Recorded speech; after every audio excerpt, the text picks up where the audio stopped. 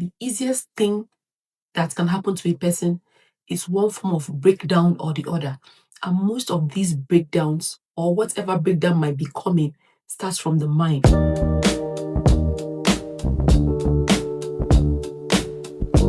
Hello, welcome back. If this is your first time here, thanks for stopping by. Here we discuss, we study, and we add knowledge so that we may know more and be more. The last time we spoke about some practices that can help you get moving when you don't know what to do about what you want. And one of those practices we spoke about was the practice of intentionality. We said that intentionality is the primary practice, so to speak, because it sets the tone for other practices. You just want to do everything or most things intentionally. For me, I say that we should do everything we do 90% of the time intentionally. That's because that way we leave nothing to chance.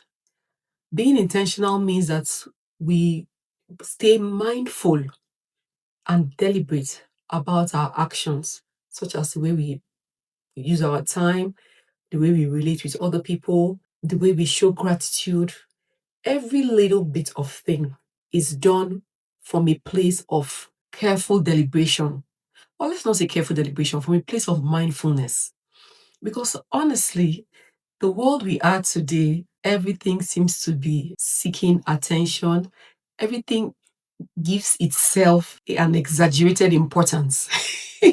I think that's how it's coming to me to say it, an exaggerated importance in our lives. So it behoves us to take the time out to decide how these different things that come at us will be categorized in our lives, the priority we give them, and if we should even let them be a part of our lives. Because the truth is, when we take on what doesn't serve us, we take up room. And then the things that we really want are really important to us have no place. For me, being intentional means that I look at everything that is coming at me and I decide what I want to do and what I have to do. They are two different things. They are both important, but they're two different things. What I want to do are my preferences, the ideal way I want to probably spend my time, the ideal situations I want around me, you know. Whereas what I have to do are obligations. I must find a way to do them, whether they are the things I would like to do or not. So being intentional means that you find a way to organize and arrange your life around these two categories. I just use these two categories as an example. Okay. For me, I think that when you decide what you want to do and what you have to do, you'll be able to now prioritize them and give them the required attention according to what you deem important, what you deem necessary in your life. That action of just mindfully and deliberately arranging your life, your time, your involvements, your interactions, the things you say, even how you say them are all what will keep you grounded. Being intentional is when you set standards for yourself and you uphold your values, because those are some of the things that will enable you know when to say no so that you can say yes to the things that matter to you. So you intentionally, you mindfully set standards for your life. You know what your values are. You know what you should be mingling or interacting with and what you shouldn't. And you do this mindfully. You don't just let things come at you any way and anyhow. You deliberately choose. No, it may not be like this all the time, of course, but most of the time, you want to be able to pinpoint what you are doing with your time, with your life, with your involvements per time. There's something I really want us to talk about today, which I think is what also sets the tone to how we live our lives optimally as people that are being intentional. is being intentional about our wellness and well being.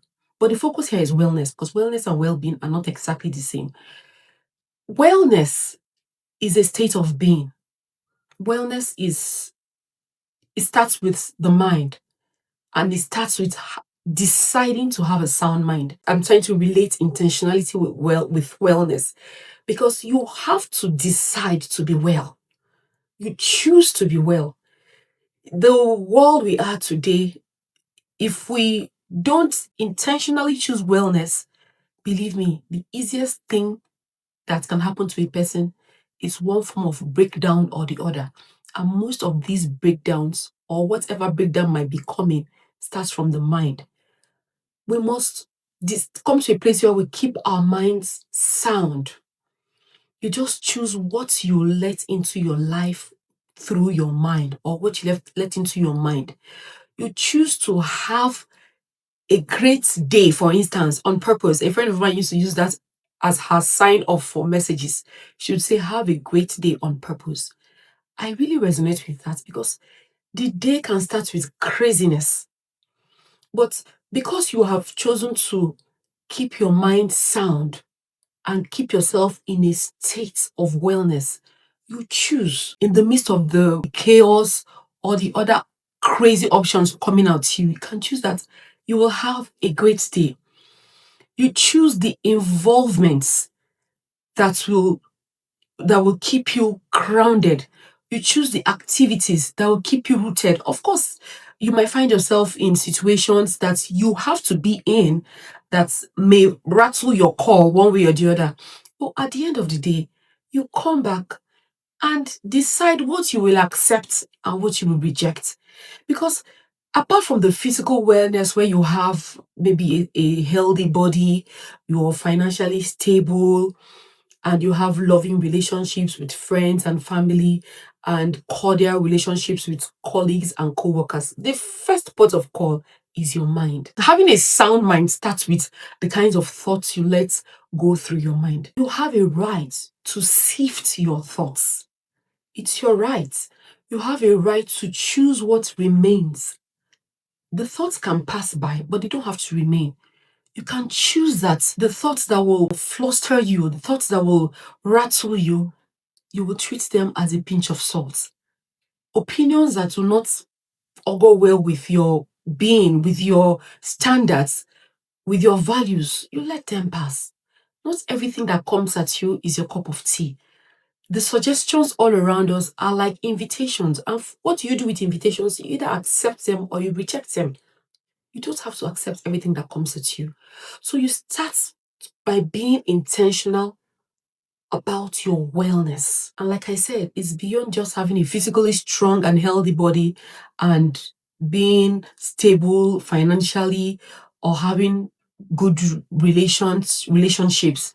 It starts with the content of your mind. If your mind is sound, it automatically reflects. I say automatically because it really automatically reflects on your body.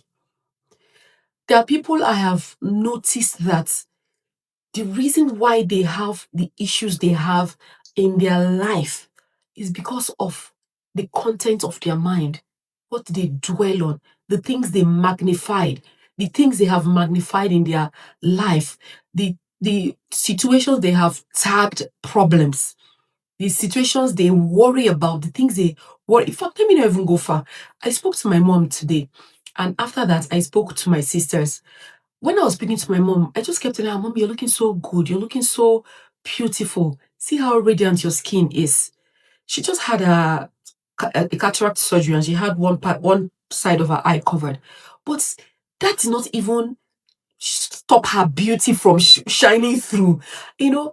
And I thought about it. I said, this woman is in such a relaxed state of mind.